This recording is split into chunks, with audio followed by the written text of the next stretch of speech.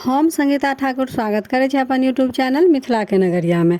आइ के एहि वीडियो में बुझब जे 2026 में सावन सोमवारी कतेक पड़त, कोन कोन तारीख पर पड़त आ सावन सोमवारी के धार्मिक महत्व की है तकर चर्चा एहि वीडियो द्वारा करब। हिंदू पंचांग के अनुसार 2026 में सावन मास 30 जुलाई बृहस्पति दिन से शुरू हैत आ 28 अगस्त शुक्र दिन तक रहत। एहि कारणे सावन मासक भीतर कुल 4टा सोमवारी पड़ै अछि।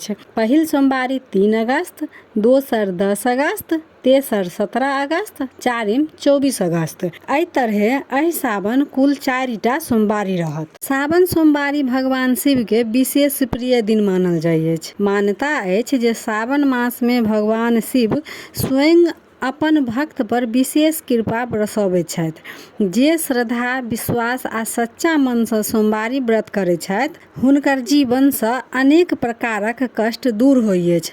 भगवान शिव सुख, शांति, आरोग्य, समृद्धि आ मनोकामना पूर्ण करै छथि। सावन सोमवारी के दिन ब्रह्म मुहूर्त में उठि स्नान करबाक बाद स्वच्छ वस्त्र धारण करबाक चाही। शिवलिंग पर गंगा जल, शुद्ध जल, दूध, दही, शहद, घी आ चीनी से अभिषेक करब शुभ मानल जाइ अछि। बेलपत्र, धतूरा, आकक फूल, भांग, सफेद फूल आ फल अर्पित कयल जाइ अछि। ओम नमः शिवाय मंत्रक जप करब बहुत शुभ मानल जाइ अछि। शिव चालीसा पाठ करब सेहो बहुत फलदायी मानल जाइ अछि। अनेक भक्त सावन सोमवारी के व्रत रखै छथि।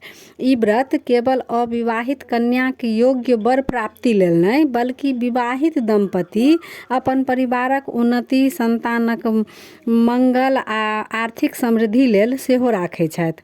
मान्यता अछि जे भगवान शिव अपन भक्तक भक्ति से शीघ्र प्रसन्न भऽ जाइ छथिन, ताहि से हुनका भोलेनाथ कहल जाइ अछि। तऽ फेर एक बेर तारीख याद रखू। पहिल सोमवार व्रत जे रहत से 3 अगस्त, दोसर 10 अगस्त, तेसर 17 अगस्त आ चारिम 24 अगस्त के पड़त। जँ अहाँ सावन सोमवारी के व्रत रखै छी तऽ श्रद्धा आ नियम पूर्वक भगवान शिवक आराधना अवश्य करू। तऽ एहि वीडियो में यह रहे।